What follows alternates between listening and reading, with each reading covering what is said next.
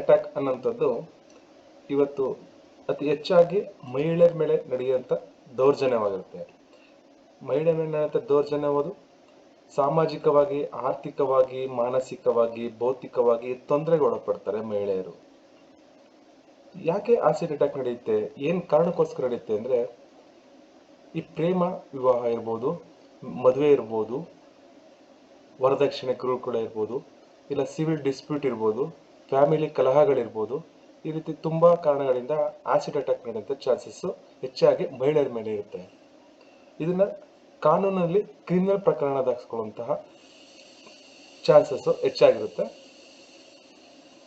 2013ರಲ್ಲಿ victims compensation scheme ಅಂತೇಳಿ ಸರ್ಕಾರ ಇದನ್ನ ಜಾರಿಗೆ ತರುತ್ತೆ.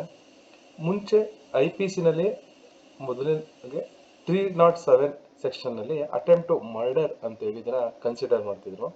ಆಸಿಡ್ ಪ್ರಕರಣಗಳು ಹೆಚ್ಚಾದಂತೆ ಇದಕ್ಕೆ ನಾನ್ ಬೇಲೆಬಲ್ ಕೇಸ್ ಅಂತೇಳಿ ಡಿಸೈಡ್ ಮಾಡ್ತಾರೆ. ಆಸಿಡ್ ಅಟ್ಯಾಕ್ ನ ಸೆಕ್ಷನ್ 326A ಅಂಡ್ 326B ನಲ್ಲಿ ಅಮೆಂಡ್ಮೆಂಟ್ ಆಗುತ್ತೆ ಇಂಡಿಯನ್ ಪೆನಲ್ ಕೋಡ್ ನಲ್ಲಿ. ಇದು ಅಮೆಂಡ್ಮೆಂಟ್ ಆಗಿ ಇದರಲ್ಲಿ ಶಿಕ್ಷೆ ಏನು ಪ್ರಮಾಣ ಇರುತ್ತೆ ಅಂದ್ರೆ, ಪನಿಷ್ಮೆಂಟ್ ಮಿನಿಮಮ್ 10 ವರ್ಷ ಇಂಪ್ರಿಸ್ಮೆಂಟ್ ಇರುತ್ತೆ, ಮತ್ತೆ ಲೈಫ್ ಇಂಪ್ರಿಸ್ಮೆಂಟ್ ಕೊಡೋ ಚಾನ್ಸಸ್ ಕೂಡ ತುಂಬಾ ಇರುತ್ತೆ, ಜೀವಾವಧಿ ಶಿಕ್ಷೆ ಕೊಡುವಂಥದ್ದು. ಜೊತೆಗೆ ಫೈನ್ ಕೂಡ ಇರುತ್ತೆ, ದಂಡ ಕೂಡ ವಸೂಲಿ ಮಾಡಲಾಗುತ್ತೆ. ಜಸ್ಟಿಸ್ ಮಲಿಮತ್ ಕಮಿಟಿ ರಿಪೋರ್ಟ್ ನ ಬೇಸ್ ಮೇಲೆ ಇದನ್ನ ಅಮೆಂಡ್ಮೆಂಟ್ ಮಾಡಲಾಗುತ್ತೆ. ಈ ಇನ್ಸಿಡೆಂಟ್ ನಮ್ಮ ದೇಶದ ಮಾತ್ರ ನಡೆಯುತ್ತಾ? ಇಲ್ಲ. ಆಸಿಡ್ ಅಟ್ಯಾಕ್ ಅನ್ನೋಂಥದ್ದು ನಮ್ಮ ದೇಶ ಅಲ್ಲದೆ ವಿದೇಶಗಳಲ್ಲೂ ಕೂಡ ಆಸಿಡ್ ಪ್ರಕರಣಗಳು ತುಂಬಾನೇ ಜಾಸ್ತಿ ಇರುತ್ತೆ. ಅದರಲ್ಲೂ ನಮ್ಮ ದೇಶದಲ್ಲಿ ನೋಡೋದಾದ್ರೆ 2016ರಲ್ಲಿ 283 ಪ್ರಕರಣಗಳು, 2017ರಲ್ಲಿ 244, ಇದೇ ರೀತಿ 2020ರಲ್ಲಿ 176. ರೇಷಿಯೋ ಡಿಕ್ರೀಸ್ ಆಗಿದೆ. ಆಸಿಡ್ ಪ್ರಕರಣಗಳ ಸಂಖ್ಯೆ ಗಣನೀಯವಾಗಿ ಇಳಿಕೆ ಕಂಡಿದೆ. ದೇಶದ ಗಮನ ಸೆಳೆದಂತಹ Lakshmi versus union of India 2005ರಲ್ಲಿ ನಡೆದಂತಹ ಆಸಿಡ್ ಅಟ್ಯಾಕ್ ದಾಳಿನಲ್ಲಿ, ಲಕ್ಷ್ಮಿ ಅನ್ನೋರ ಮೇಲೆ ನಡೆದಂತಹ ಆಸಿಡ್ ಅಟ್ಯಾಕ್ ದಾಳಿನಲ್ಲಿ ಈ ಲಕ್ಷ್ಮಿ ಅನ್ನೋರು ಆಸಿಡ್ ದಾಳಿಗೆ ಒಳಗಾಗಿ ಯಾವುದೇ ರೀತಿ ಮಾನಸಿಕವಾಗಿ ಕುಗ್ಗದೇನೆ ಅವರು ರಿಟ್ ಪಿಟಿಷನ್ ನ ಸುಪ್ರೀಂ ಕೋರ್ಟ್ಗೆ ಸಬ್ಮಿಟ್ ಮಾಡ್ತಾರೆ. ಸುಮಾರು 20,000 ಜನರ ಸಹಿನ ಒಗ್ಗೂಡಿಸಿ ರಿಟ್ ಪಿಟಿಷನ್ ಹಾಕ್ತಾರೆ ಸುಪ್ರೀಂ ಕೋರ್ಟ್ ನಲ್ಲಿ. ತದನಂತರ ಇವರು ಆಸಿಡ್ ಇಂದ ನೊಂದಂತಹ ಮಹಿಳೆಯರಿಗೆ ಸ್ವಾವಲಂಬನೆ, ಸಾಮಾಜಿಕ ಆರ್ಥಿಕ ಭದ್ರತೆಗಳನ್ನ, ಮಾನಸಿಕ ಭೌತಿಕವಾಗಿ ಅವರ ತೊಂದರೆಗಳನ್ನ ನಿವಾರಿಸಬೇಕಂತೇಳಿ NGO ನ ಕಟ್ತಾರೆ. ಇವತ್ತು ಕೂಡ ಇವರು NGO ನಲ್ಲಿ ಆಸಿಡ್ ದಾಳಿಗೆ ಒಳಗಾದವ್ರನ್ನ ಚಿಕಿತ್ಸೆ ಮತ್ತು ಅವರ ರಿಹ್ಯಾಬಿಲಿಟೇಷನ್ ಆಗುವಂತ ಕೆಲಸಗಳನ್ನ ಈ ಲಕ್ಷ್ಮಿ ಅನ್ನುವಂಥವ್ರು ಮಾಡ್ತಿದ್ದಾರೆ. ಇವರ ಈ ಸಾಧನೆಗೆ ತುಂಬಾ ಅವಾರ್ಡ್ಸ್ಗಳು ಕೂಡ ದೊರಕಿದೆ.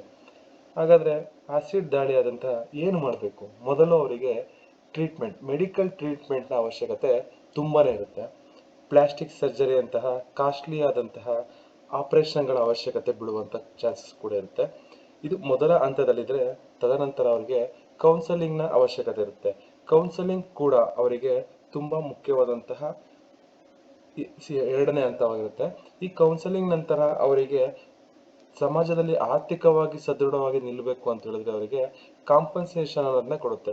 ಇದರಲ್ಲಿ ನಾಲ್ಸಾ, NALSA, ನಾಲ್ಸರ್ ಅವರು ಇದರಲ್ಲಿ ತುಂಬಾ ಪ್ರಾಮುಖ್ಯತೆಯನ್ನು ವಹಿಸ್ತಾರೆ. ಕರ್ನಾಟಕದಲ್ಲಿ ರಾಜ್ಯ ಮಟ್ಟದಲ್ಲಿ ಹಾಗೂ ಕೇಂದ್ರ ಮಟ್ಟದಲ್ಲಿ ಇವರು ಕಾರ್ಯನಿರ್ವಹಿಸ್ತಾರೆ. ಹೆಣ್ಣು ಮಕ್ಕಳ ಮೇಲೆ ನಡೆದಂತಹ ದೌರ್ಜನ್ಯಗಳು, ಆಸಿಡ್ ಅಟ್ಯಾಕ್ ಅಲ್ಲದೆ ಸೆಕ್ಷುವಲ್ ಅಸಾಲ್ಟ್ ಆಗ್ಬೋದು, ರೇಪ್ ಆಗ್ಬೋದು, ಈ ರೀತಿ ವಿವಿಧ ರೀತಿಯಲ್ಲಿ ಹೆಣ್ಣು ಮಕ್ಕಳ ಮೇಲೆ ಏನ್ ದೌರ್ಜನ್ಯ ನಡೆಯುತ್ತೆ ವುಮೆನ್ ಮೇಲೆ, ಅದನ್ನ ಕಾಂಪನ್ಸೇಷನ್ ಮಿನಿಮಮ್ ಮತ್ತು ಅಪ್ಪರ್ ಲಿಮಿಟ್ ಅಂತೇಳಿ NALSA ಅವರು ಪ್ರೊವೈಡ್ ಮಾಡ್ತಾರೆ.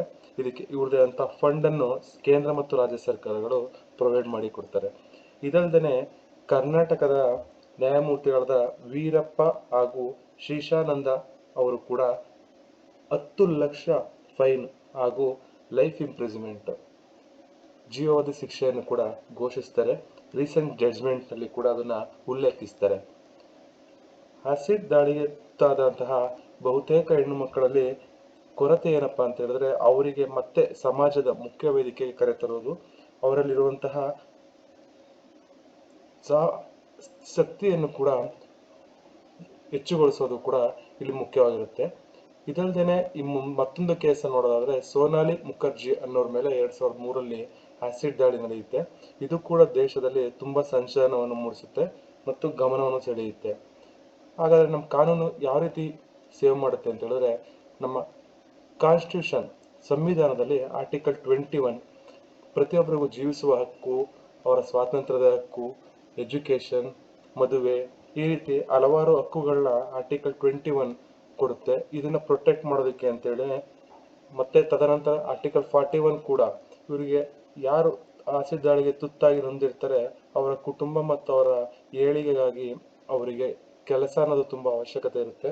ಕಾಂಪನ್ಸೇಷನ್ ಪರಿಹಾರ ಅವರಿಗೆ ತುಂಬಾ ಮಟ್ಟದಲ್ಲಿ ಸಹಾಯ ಮಾಡಲಿಲ್ಲ ಅಂದ್ರೂ ಕೂಡ ತದನಂತರ ಅವರಿಗೆ ಜಾಬ್ ಅನ್ನೋದು ತುಂಬಾ ಅವಶ್ಯಕತೆ ಇರುತ್ತೆ.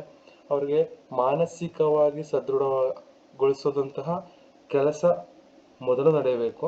ನಂತರ ಅವರಿಗೆ ಸಮಾಜದ ಮುಖ್ಯ ವೇದಿಕೆಗೆ ಮತ್ತೆ ಕರೆತಂದು ಎಲ್ಲರೊಟ್ಟಿಗೆ ಬೆರೆಯುವಂತೆ ಮಾಡೋದು ಕೂಡ ಇದರಲ್ಲಿ ಮುಖ್ಯ ಧ್ಯೇಯ ಆಗಿರುತ್ತೆ.